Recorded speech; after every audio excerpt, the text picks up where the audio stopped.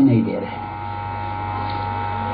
आपके मकान के बगल में कोई गरीब आदमी रहता है और जब भाई भाई में झगड़ा होता है और एक दूसरे को गाली बकते हैं और भाई गाली बकता हुआ भगा और दूसरा भाई लठ लेकर के गाली बकता हुआ उसको खड़ेदा, तब कहते हो ये गंवार हैं, ये पढ़े लिखे नहीं हैं, इनको अकल नहीं है, इसलिए देखो भद्दी भद्दी गाली दे रहे हैं। भाई भाई के खून का प्यासा हो रहा है।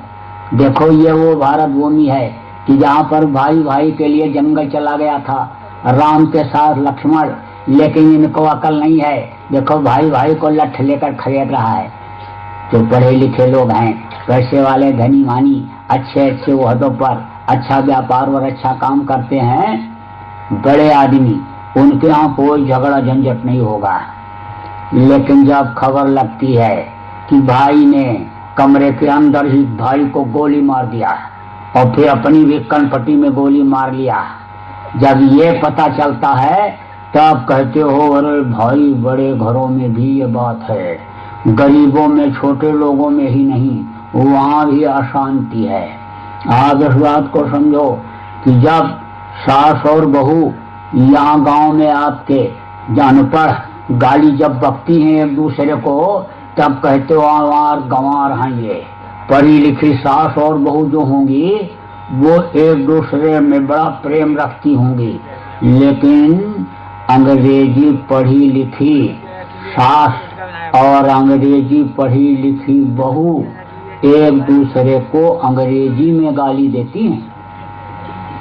नौकरानी समझ नहीं पाती क्या कह रही हैं, लेकिन नजर जब देखती है, जब वो एक दूसरे कैसे तिरछे देखती हैं, तब वो ये कहती है बहू रानी और माता जी में जरूर कोई बात है। एक दूसरे को तिरछी नगर जैसे बचा बकरा कसाई को देखता है देखती है तो जरूर कोई बात है।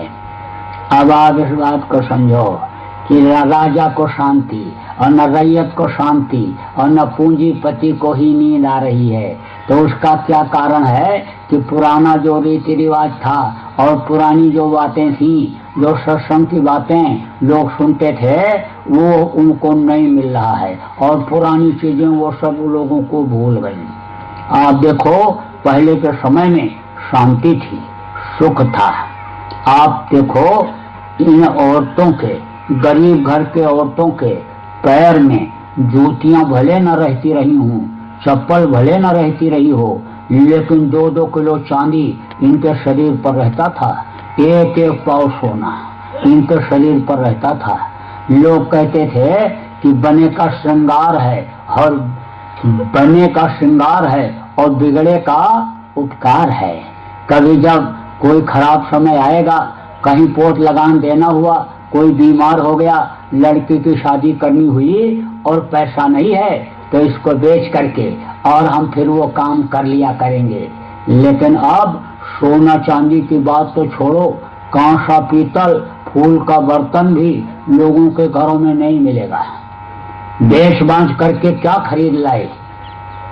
टीवी,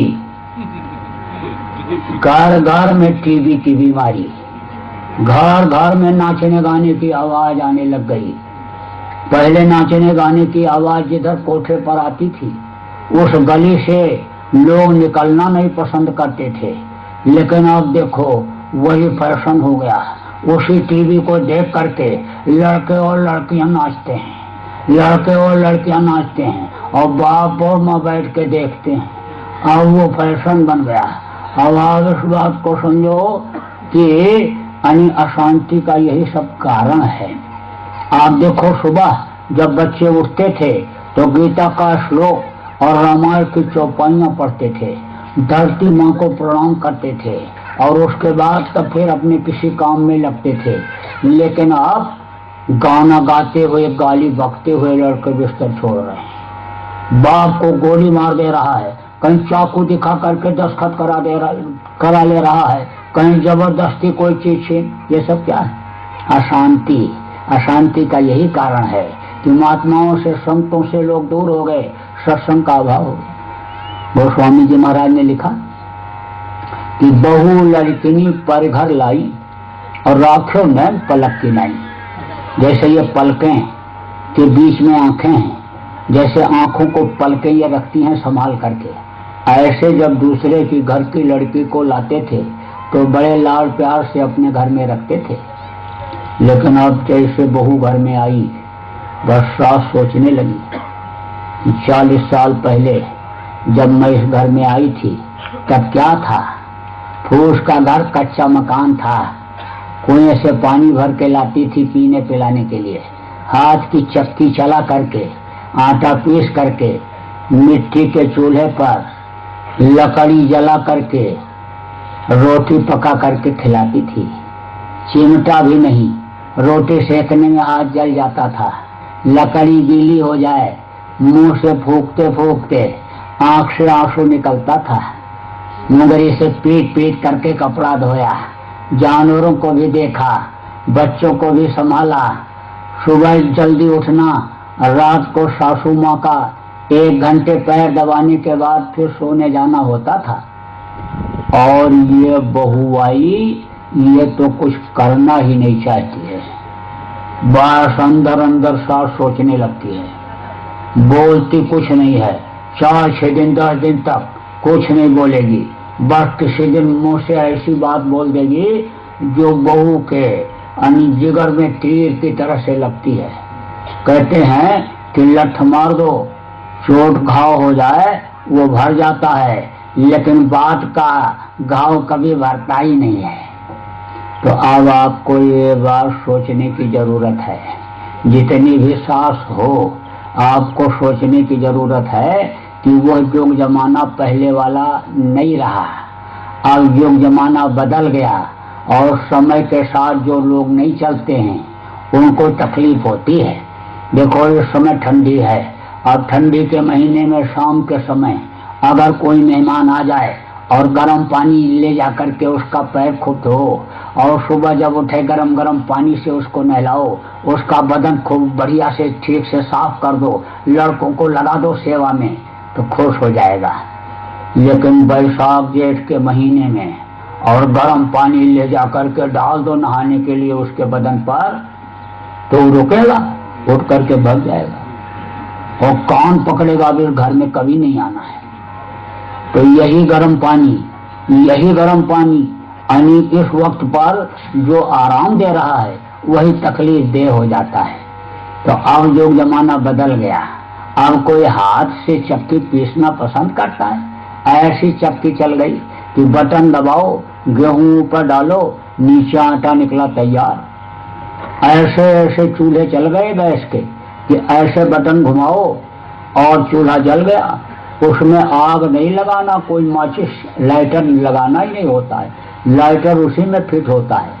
बिजली के ऐसे चूल्हे चल गए कि बटन ऐसे दबाओ और चूल्हा जल गया। हाथ रखोगे जलेगा नहीं, बर्तन रख दोगे गर्म हो जाएगा, बर्तन में कालिख भी नहीं लगती। अंदर का माल मटेरियल निकाल लो, दाल चावल जो भी बना रहे हो बर्तन में, और नल के नीचे ले जाओ, ऐसे लगा दो, बस पानी गिरने लगता है, धो के रख दो। रोटी को हाथ से भी नहीं घुमाना, बस ऐसे हाथ करो पानी गिरने लगता है। जितने हवाई अड्डे बने हुए हैं सब जगह ऐसे ही नल लगा हुआ है। बड़े बड़े होटलों में, बड़े बड़े प्रतिष्ठानों में इसी तरह के नल लग गए। तो अब आप इस बात को समझो, कोई मुगरी से पीट के अब कपड़ा धोता है? आप तो बस बटन दबाए और कपड़ा डाल दिया, वॉशिंग मशीन में कपड़ा धुला तैयार। तो समय बदल गया। वो चूल्हा चक्की और साजो सामान बहू जब अपने मायके से सब लेकर के आई तो अब वो चक्की कहाँ से पीस पाएगी। और आपने तो 1 रुपए का 2 किलो घी खाया, और इस वक्त तो 2 छटाक भी वो नहीं खाने को पा रही 1 रुपए का। और यही महंगाई का हाल रहा तो 2 तोला भी नहीं मिलेगा आगे चल करके। तो अब आप सोचो कि हमारे जैसा वो करेगी तो कैसे कर सकती है। इसलिए आपको सेट करने की जरूरत है। आगे जो सास लोग बैठी है ना, इसमें अंदर अंदर नाराज होने लगी मेरे से कि देखो सब पोल खोल दे रहे हैं। तो बहुओं की क्या हालत हो गई यह भी बता दूं। बहू जैसे घर में आई, बस यही देखने लगी कि सासू माँ रुपया पैसा रखती कहाँ, कौन सी अलमारी में तिजोरी में रखती, उसकी चाबी मुझे मिल जाती, मैं घर की मालकिन बन जाती। और जो पढ़ाई लिखाई किया 14 साल 15-16 साल तक, उस पढ़ाई लिखाई को बस उसी काम में लगा देती है कि चाबी मिल जाए। अब चाहे सास और ननद को लड़ाना पड़े, चाहे देवर और ननद को लड़ाना पड़े, चाहे सास ससुर को लड़ाना पड़े, बस वो अकल को लगा देती है और सोचती रहती है कि ये दिन ससुर जी नाराज हों, बस उसी दिन सास से चाबी छीन करके मेरे सामने फेंक देंगे और कहेंगे कि 60 साल में गवर्नमेंट भी रिटायर कर देती है नौकरी से, अब ये 60 साल की हो गई, तेरा दिमाग काम नहीं करता है, अब ये बहू रानी देखेगी घर को, बस किस दिन चाबी मुझे दे दें ससुर जी, बस इसी ताक इसी फिराक में रहती है। तो कोई अनपढ़ ही सास तो न हो, लेकिन जिंदगी का उसको बड़ा अनुभव होता है। कोई बहू है खूब पढ़ी लिखी है, डॉक्टर, अब किसी औरत को बच्चा पैदा होने को हुआ, बच्चा पैदा करा देती है, जरूरत पड़ा तो पेट काट करके यानी ऑपरेशन करके बच्चे को निकाल देती है, लेकिन जब उसको बच्चा पैदा होने का समय आता है तब वो अपना बच्चा नहीं पैदा कर सकती, उसको उसी अनपढ़ सास की जरूरत पड़ती है और वो बड़े आराम से बच्चा पैदा करा देती है। तो अनुभव जीवन का बहुत होता है अनपढ़ सास को भी, बस वो सास पहचान जाती है बहू की नजर को, अब वो डरने लगती है।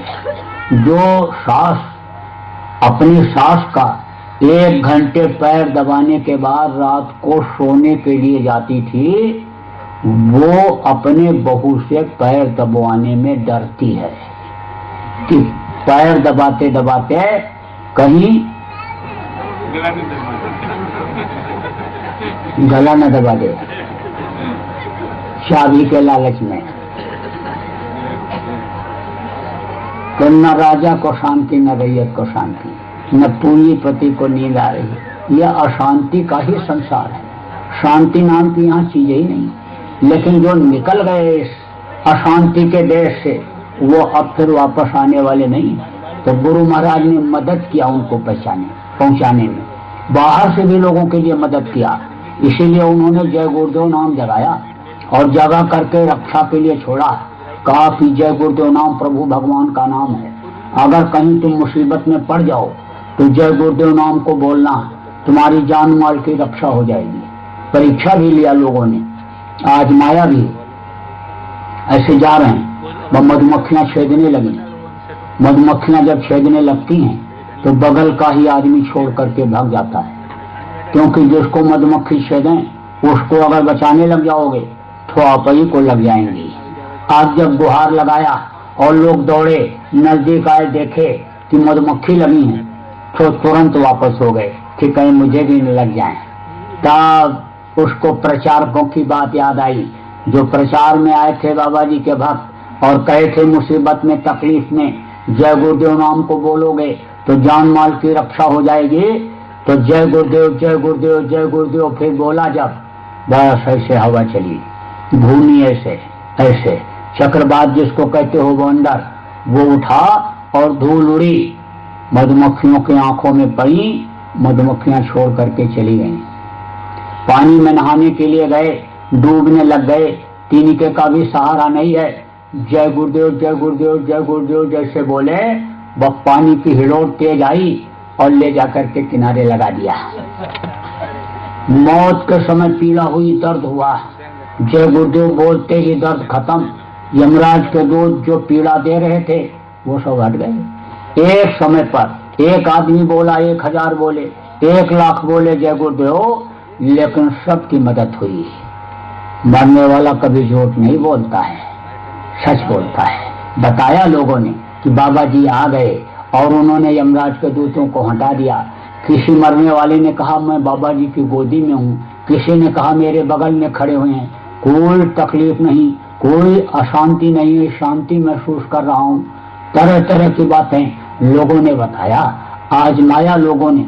अब आप ये सोचो कि बाबा जय गुरुदेव जी महाराज जिन्होंने जय गुरुदेव नाम को जगाया वो इस दुनिया से चले गए तो जय गुरुदेव नाम की भी ताकत खत्म हो गई, ऐसा नहीं। जय गुरुदेव नाम में अब भी ताकत है और कभी मुसीबत पड़ जाए तो विश्वास के साथ आप एक बार परीक्षा ले भी सकते हो।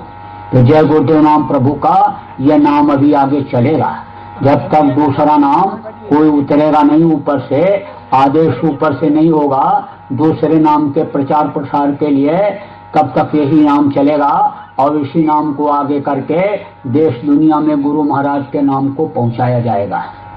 तो जय गुरुदेव नाम ये प्रभु का गुरु महाराज का जगाया हुआ नाम है और अब भी इसमें ताकत है। तो गुरु महाराज ने दोनों तरफ से मदद किया। आप ये सोचो कि गुरु महाराज दुनिया छोड़ के चले गए, अब मेरा कोई सहारा नहीं, मेरी कोई मदद करने वाला नहीं है, तो सत्संगियों इस बात को समझो कि आपके साथ गुरु महाराज हैं। 24 घंटे आप गुरु महाराज का दर्शन कर सकते हो। जो उपाय उन्होंने बताया अगर आप ध्यान लगाओगे, अंतर में गुरु का दर्शन करोगे, फिर आपको कोई शंका नहीं होगी। शंका कब होती है? जब अंधेरा होता है, उजाले में शंका खत्म हो जाती है। रात को आप कहीं जा रहे हो और आपको शंका हो गई, रस्सी कोई पड़ी हुई है और शंका हो गई कि यह सांप है, तो रस्सी का पीछे का हिस्सा पूंछ दिखाई पड़ेगा, आगे का हिस्सा मुंह दिखेगा, सांप ही दिखेगा आपको। कोई मिट्टी की ढेर लगी हुई है और अगर आपको शंका हो गई रात को कि आदमी बैठा हुआ है, तो उसकी पगड़ी भी दिखाई पड़ेगी, हाथ पैर भी दिखाई पड़ेगा। लेकिन टार्च जला दोगे तो वो सांप रस्सी दिखेगा और वो मिट्टी की ढेर दिख जाएगी जब उजाला हो जाएगा। अंधेरे में ही आपको कोई भ्रम में भी डाल सकता है, आपके बीच में अभी कोई आ भी सकता है, नहीं पहले आए भी होंगे लोग। कहते हैं बाबा जी जिंदा हैं, बाबा जी ने कहा था कि मैं सतयुग लाऊंगा और मैं 400 साल जिंदा रहूंगा। बाबा जी ने कहा था कि मैं सतयुग लाऊंगा, तो लाएंगे। उन्होंने ये नहीं कहा था कि इस शरीर से मैं 400 वर्ष तक रहूंगा, उन्होंने ये नहीं कहा था कि मैं इस शरीर से सतयुग लाऊंगा। शरीर पुराना होने पर उन्होंने ये कहा था कि ये मेरा भी शरीर पुराना हो गया और मुझको भी अब जाना है, सबको जाना है, ये मृतलोक है, यहाँ जो आए सबको जाना पड़ा। और उन्होंने शरीर तो छोड़ दिया लेकिन उनकी ताकत अब भी है। गुरु एक पावर होती है, गुरु एक शक्ति होती है। गुरु जब अपने जीवों को अपनाते हैं तो यानी त्रिकुटी धाम के पास में यानी गुरुपद होता है, वहां पर ले जा करके उस डोर को बांध देते हैं और शरीर छोड़ करके भी चले जाते सतलोक, तो वहां तक उनको लेने के लिए बराबर आते रहते हैं, संभाल करने के लिए आते रहते हैं।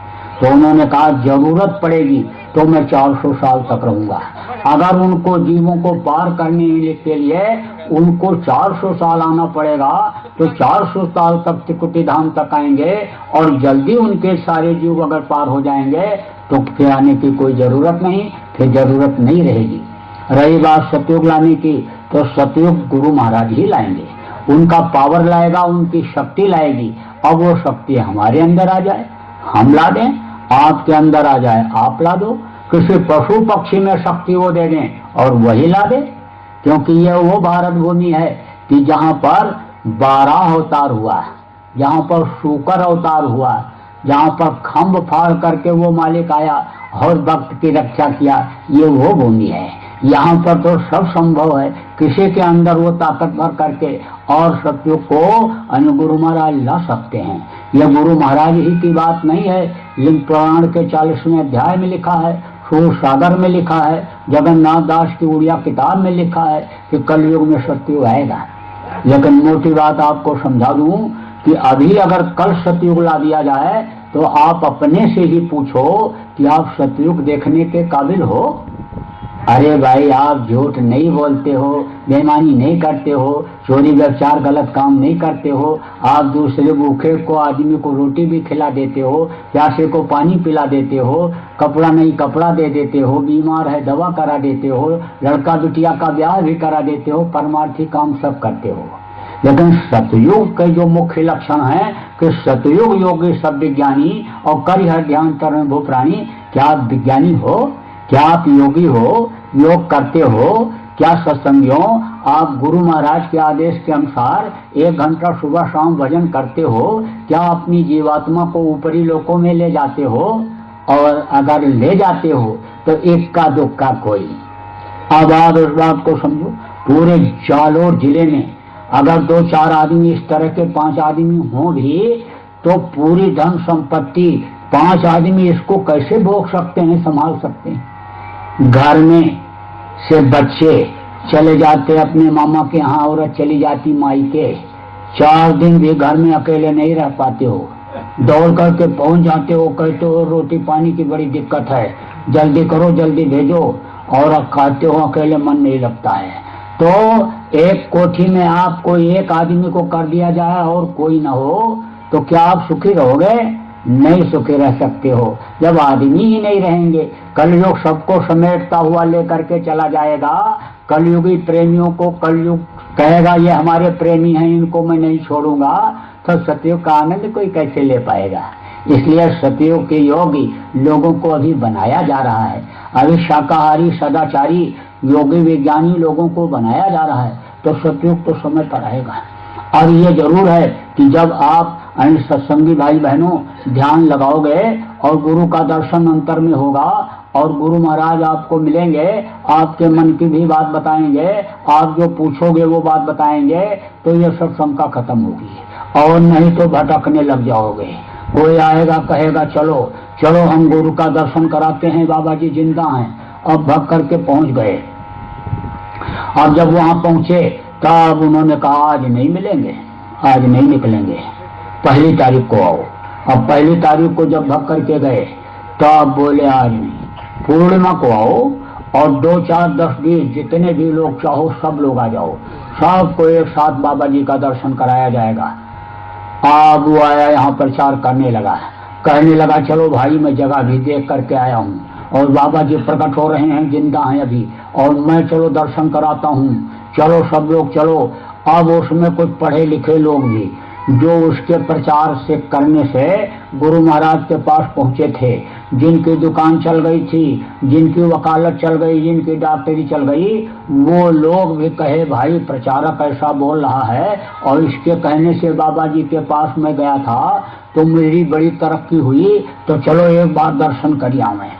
अब सब लोग जब वहां पहुंचे तब वो लोग बोले देखो भाई कानूनी अड़चन आ गई, अब दर्शन नहीं आज हो सकता है, पैसा इकट्ठा करो और आदमी बनाओ, जरूरत पड़ेगी तो कोर्ट कचहरी में भी जाना पड़ेगा, अब आज दर्शन नहीं होगा।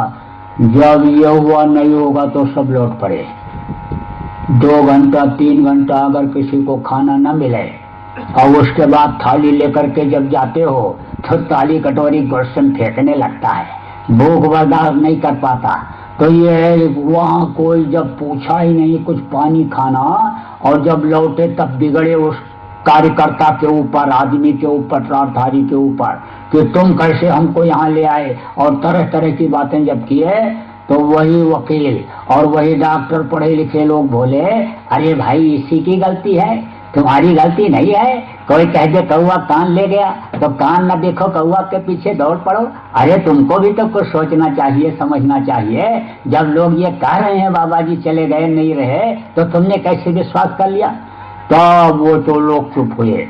फिर पढ़े लिखे लोगों ने उसको समझाया, बुद्धिजीवियों ने, कि अरे भाई मैं तो भजन नहीं कर पाया, इसी गोरख धंधे में लगा रहा, लेकिन सत्संग तो सुना था कि अंतर में अगर आंख खुल जाती है तो सब दिखाई पड़ता है, और तूने तो किया होगा, तू तो पूरा प्रचारक है, और नहीं किया तो तू भजन में अब लग जा।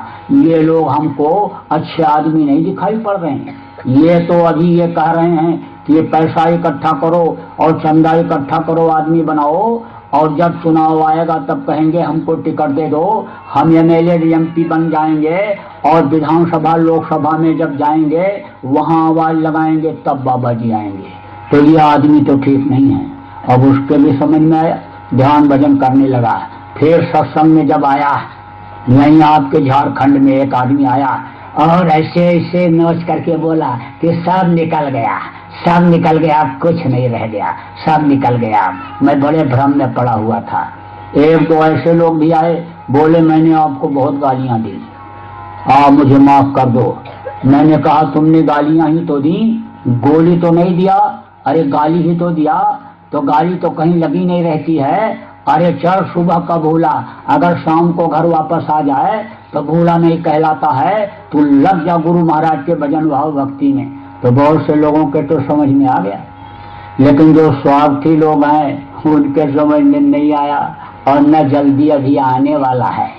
क्योंकि कोई आदमी सो रहा हो और उसको जगाओ तब तो वो जग जाता है, लेकिन अगर नखरा किए हुए है सोने का तो उसको पकड़ करके उठा कर के बैठाओगे तो भी वो ऐसे ऐसे झूमता रहेगा, एक बात नहीं करेगा। तो ऐसे ही जो जानकार और अनजान बने हुए हैं वो कभी जल्दी सुधरने वाले नहीं हैं, वो तो अपना समाज बनाने में लगे हुए हैं।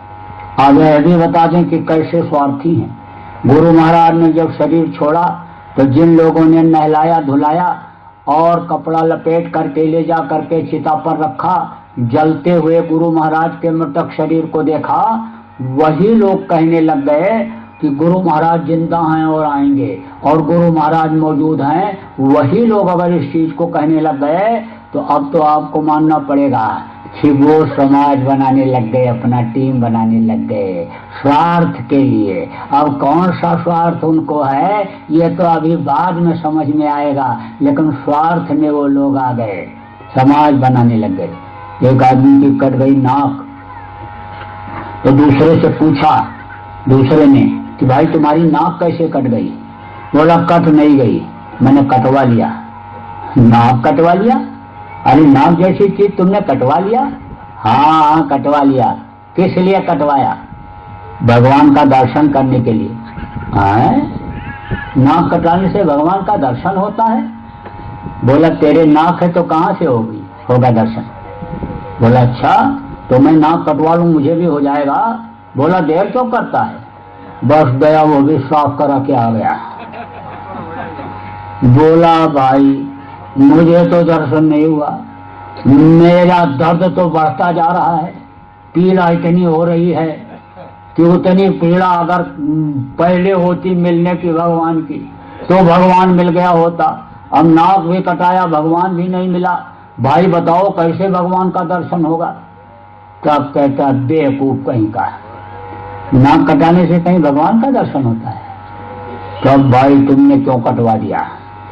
इसलिए कटवा दिया कि मेरी कट गई थी, तो मुझको लोग न कटा कहते थे, तो मैंने सोचा मेरी कट गई तेरी भी कट जाए। तब बोला भाई बहुत गलत किया। अरे क्या गलत किया? तू जा तीसरे की कटवा, और तीसरा चौथे की कटवाएगा, चौथा पांचवे की कटवाएगा, 10-20 नक कटा, 10-20 हजार नक कटा हो जाएंगे। तो ये नाक वाले ही बदसूरत दिखाई पड़ेंगे, अपना नक कटा का संप्रदाय तैयार हो जाएगा, समाज तैयार हो जाएगा। तो इसलिए आपको बता रहा हूं कि कहीं नक कटा संप्रदाय में न भर्ती हो जाना विश्वास में आकर के, क्योंकि गुरु महाराज चले गए। और इस धरती का ये विधान है कि जो मनुष्य शरीर में इस धरती पर आया वो अन्य शरीर छोड़ने के बाद दोबारा फिर मनुष्य शरीर में नहीं आया, इस धरती का ये विधान है।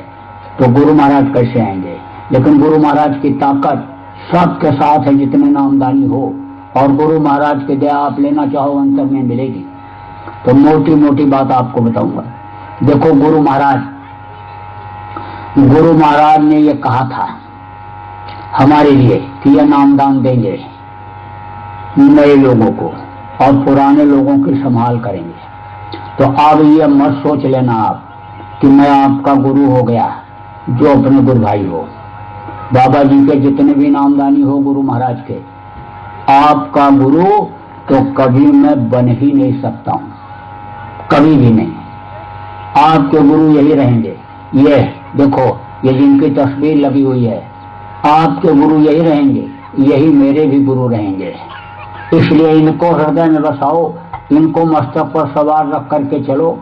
इनको अगर ध्यान रखोगे, इनके वचन का ध्यान रखोगे, इनसे प्यार करोगे तो आपका यानी ये लोक भी बनेगा और परलोक भी बन जाएगा।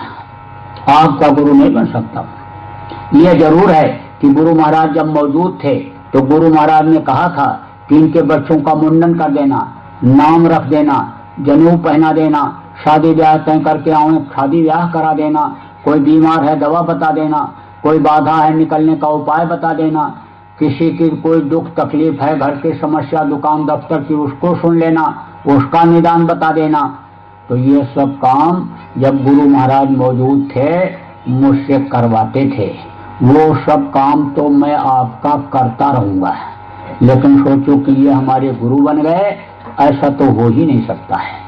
आप इन्हीं को, गुरु महाराज को ही याद करना। आपके आत्मा की संभाल यही करेंगे, बाहर की संभाल तो सब आपकी होती रहेगी। आपको सुमिरन भी समझाऊंगा, आपको ध्यान भी समझाऊंगा, आपको भजन भी समझाऊंगा, कोई समस्या है उसमें उसको भी सुनूंगा। लेकिन ये सोचो आत्मा की संभाल करेंगे, आत्मा को पार करेंगे तो वो गुरु महाराज करेंगे।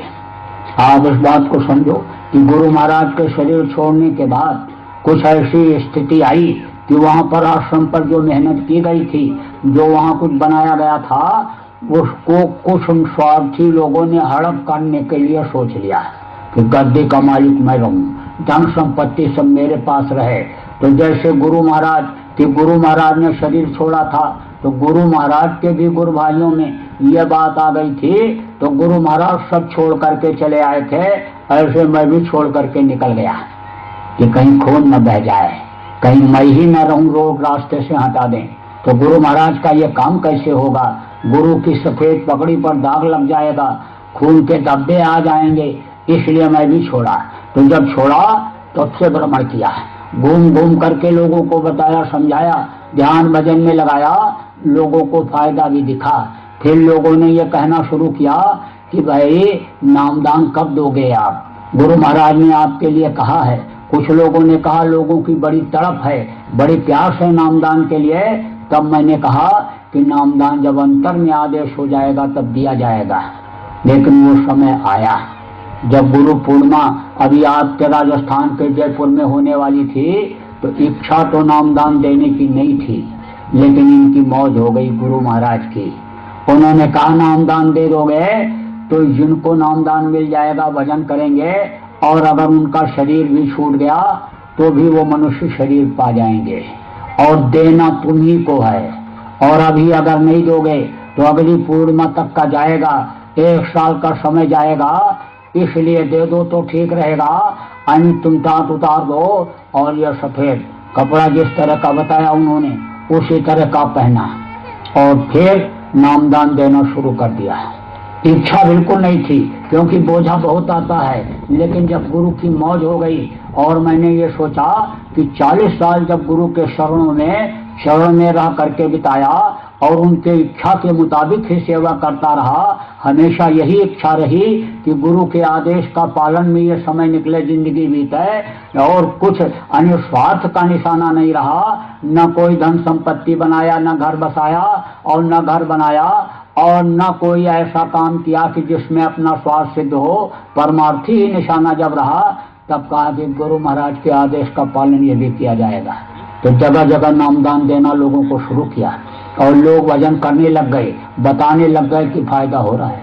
अक्सर फोन आते रहते हैं और अक्सर सब बात बताते रहते हैं, साधना की बातें सब बताते रहते हैं। तो नामदान जो आप नए लोग आए हो उनको गुरु के आदेश के मुताबिक दिया जाएगा।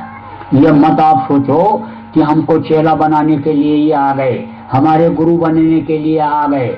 गुरु बनने और चेला बनने की बात नहीं है। गुरु के आदेश का पालन करूंगा और आपको इसी मनुष्य मंदिर में देवी देवताओं के दर्शन करने का, स्वर्ग वैकुंठ का आनंद पाने का, जो अनाहत वेद वाणी 24 घंटे हो रही मस्ताना बाजा बज रहा है, उसको सुनने का तरीका बताऊंगा, आपको यहाँ पर कराऊंगा।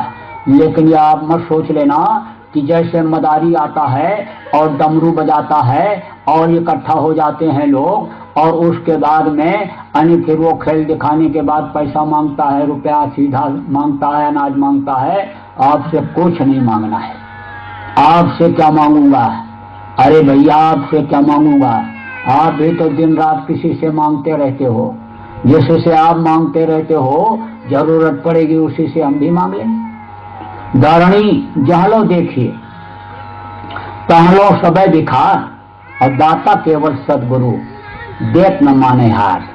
जहां तक नजर दौड़ाओ सभी तो मांग ही रहे हैं, सब मांग रहे हैं। 5 रुपए प्रसाद चढ़ाते हैं तो 500 रुपए का मुनाफा मांग लेते हैं। कोई भी इस वक्त पर देखो पूजा पाठ या धार्मिक अनुष्ठान या काम करता है तो बस यही कहता रोग ठीक हो जाए, कोई कहता मुकदमा जीत जाऊं, कोई कहता लड़के को नौकरी मिल जाए। तरह तरह का प्रलोभन यानी उनके उस स्वार्थ में रहता है। इसीलिए कहा गया कि ख्वाहिशों की इबादत से वो मालिक खुश नहीं होता है, जिस्मानी इबादत से नहीं मिलता है और रूहानी इबादत करनी चाहिए, यह कहा गया है। तो अब आप इस बात को समझो, आपसे कुछ नहीं मांगना और हमको तो अब कुछ मांगने की जरूरत भी नहीं। हमारे ऊपर तो गुरु की इतनी दया है कि कल अगर किसी चीज की जरूरत मुझे होती है तो वो आज ही हाजिर हो जाती है, तो मुझे मांगने की क्या जरूरत है। अब आप इस बात को समझो कि आपको अगर अनमोल चीज ये दी जा रही है और जिसको पाने के लिए पहले राजपाट लोग छोड़ करके जंगलों में जाते थे और वहां लेकर के तपस्या करते थे, यानी प्रथम जन्म गुरु भक्ति कर, दूसर जन्म में नाम, तीसर जन्म में मुक्ति पद, चौथे में निधाम। तो दूसरा जन्म लेना पड़ता था इस नाम को पाने के लिए, जिसके लिए गोस्वामी जी ने कहा कलयुग केवल नाम आधार, सुमिर सुमिर नर उतरे पारा। तो आप सोचो कि ये नाम हमको मिल रहा है तो अब इसके बदले हमको कुछ देना चाहिए, छोड़ना चाहिए। कहते हैं कि झोले में छोड़ दो डाल दो यानी दे दो, तो छोड़ दो। क्या छोड़ो? मांस छोड़ दो, मछली छोड़ दो, अंडा शराब छोड़ दो, व्यभिचार छोड़ दो, ये बुरा कर्म छोड़ दो, बुराइयों को आज छोड़ दो और आज ही संकल्प बना लो, काम पकड़ लो, तौबा कर लो, कह दो अब बुराई नहीं करेंगे। और अभी तक जो आपने जान में अनजान में बुरे कर्म किए उसके लिए उस मालिक से माफी मांग लो, माफी मांग लो कि अभी तक गलती हुई सो हुई, अब नहीं होगी। देखो मांस ये मनुष्य का भोजन नहीं है। मांस जब से आदमी खाने लगा बुद्धि खराब होने लग गई, माँ बहन बहू बेटी की पहचान आंखों से खत्म होने लग गई। मांस जब से लोगों ने खाना शुरू किया ज्यादा तादाद में, तब से देखो बीमारियां बढ़ गई। इतने नर्सिंग होम खुल रहे, इतने अस्पताल खुल रहे, जितने डॉक्टर पढ़ लिख करके निकल रहे, बीमारियां बढ़ती जा रही हैं। डॉक्टर टेस्ट जब कराता है खून को तो कहता है इसमें तो देखो जानवरों के खून का अंश मिल रहा है। अब वो यह सोचता है कि जानवरों के खाने के लिए जो दवा कंपनी ने बनाया उसको अगर खिलाता हूं तो मर जाएगा, और आदमी के लिए बनाई हुई दवा फायदा नहीं कर रही है। डॉक्टर भी परेशान है और बुद्धि तो खराब होती ही होती है। ये कोई नई बात तो नहीं है। उत्तम कुल पुलस्त करनाती और सुगरंच पूजो वो भांति। उत्तम कुल पुलस्त ऋषि का नाती था, सोने की लंका, 4 वेद 6 शास्त्र 18 पुराण का जानकार रावण था, लेकिन उसको राक्षस कहा गया, सर्वनाश हो गया। क्यों? क्योंकि मांस खाता था, शराब पीता था और दूसरे की माँ बहन बहू को गलत नजर देखता था। तो मांस मत खाना। मछली क्या है? तालाब की सफाई के लिए बनाई गई। कोई भी गंदी चीज आप तालाब में डाल दो, मछली खा जाती है। कोई टीबी का मरीज है, खखार के जब थूकता है तो टीबी के कीड़े उसमें निकलते हैं। अब वो गया वहां कुल्ला किया, खखार के थूका तो मछली आई खा लिया। टट्टी करके गए तो होने के लिए टुकड़ा जो गिरा मछली खा जाएगी। कोई गाय बह करके आ गई, मर गई। कोई सुअर बह करके आ गया, गिर गया, मर गया। कोई मुर्गा बकरा, कोई बिल्ली, कोई कुत्ता, कोई सांप, कोई गोजर बिच्छू उसमें अगर गिर गया, मर गया तो मछली उसको खाएगी। मछली खाएगी उसको, उसका काम सफाई करना है, वो खा जाती। मांसाहारी भी है मछली। मछली कुछ कोई चीज छोड़ती नहीं है, गंदी चीज सब साफ कर जाती है। तालाब की कुआं लोग बनवाते हैं, मछली लाके डालते हैं कि बढ़िया शुद्ध शीतल पानी मिल जाए, साफ पानी मिल जाए। मछली गंदगी साफ करती रहती है। अब कोई हिंदू अगर ये कहे कि हम मछली खाए, कोई मुसलमान कहे हम मछली खाए, अब वो ये कहे हम किसी और जानवर का मांस नहीं खाए, तो कैसे माना जाएगा? आप इस बात को समझो कि अंडा क्या चीज है। ये माताएं मासिक धर्म होती हैं, तो खराब खून जब इकट्ठा हो जाता है तो बच्चा बन जाता है। मुर्गियों का खराब खून जब इकट्ठा होता है तो उससे अंडा बनता है। मुर्गी का खराब खून और उसका टट्टी पेशाब का खराब हिस्सा जब इकट्ठा होता है तब अंडा बनता है। आप किसी से कहो मुर्गी का खराब खून पियोगे, मुर्गी का टट्टी पेशाब खाओगे, तो काली बकेगा, थप्पड़ मारेगा।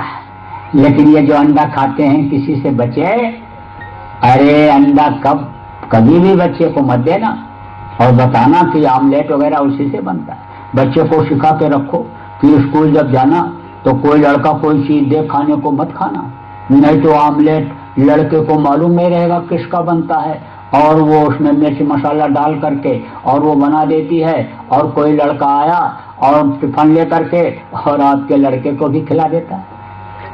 इसमें से वो निकाल के खाता और अपने में से इसको दे देता है। तो ये मंदिर जब गंदा हो जाएगा तो फिर जल्दी कहाँ से सफाई कर पाओगे। अरे भाई, बाहर से कपड़ा गंदा हो जाए, शरीर गंदा हो जाए लड़के का, तब तो आप साबुन पानी से धो दोगी, लेकिन अंतरात्मा को कैसे धोगी, उसकी सफाई कैसे होगी। इसलिए समझाए रहो, बताए रहो लड़के को कि अंडा मत खाना। और शराब में 1000 बुराई है। जो शराब पीता, मांस खाता, चोरी व्यभिचार करता, खून कत्ल करता, बाल बच्चों को मारता, क्या क्या बुरा कर्म नहीं करता है। अभी 50% अपराध खत्म हो जाएगा, शराब बंद हो जाए देश में, भ्रष्टाचार खत्म हो जाएगा। अभी शराब अगर बंद हो जाए, शराब में तो बहुत बुराइयां। मुसलमान की किताब में लिखा है कि एक कतरा भी शराब का अगर जिस्म पर पड़ जाए तो काट करके फेंक देना चाहिए। हिंदुओं के यहाँ लिखा है पियो, लिखा है गंगा जल कृत बारुण जाना और तदप न संत करें के पाना। गंगा जल जैसे जल में चाहे शराब बनाया गया हो तो शिष्ट लोग नहीं पीते, नहीं पीना चाहिए, तो शराब मत पीना। तो मैं अब आपको नामदान दूंगा। अब आप नए लोग समझो इस बात को कि देखो, जिनका नाम होता है उनका रूप होता है और उनका स्थान होता है और उनकी आवाज होती है। तो 5 नाम, 5 रूप, 5 स्थान और 5 की आवाज। इस वक्त के जो देवता हैं, जिस वक्त के धनी भगवान जिनको कह लो, वो 5 हैं और उनका नाम है, रूप है, स्थान है और आवाज है। जैसे आपका कोई दोस्त मोहन है, मोहन नाम का है, और दरवाजे पर आया, आप कमरे के अंदर बैठे हुए हो, तो अब मोहन जब आता है तो वो बतलाता है जो दरवाजे पर रहता है कि कह दो रामगढ़ से उनका दोस्त आया है। अब आप गए, अब कोई आदमी आया आपके पास और आपसे कहा कि रामगढ़ से आपका दोस्त आया है, तो जान जाओगे रामगढ़ में हमारा दोस्त रहता है मोहन। तो कहोगे मोहन आ गया, आवाज लगाओगे मोहन बोलेगा, मोहन ही निकलेगा। मोहन आया और दरवाजे पर आवाज लगाया, अब आप उसकी आवाज जब सुनोगे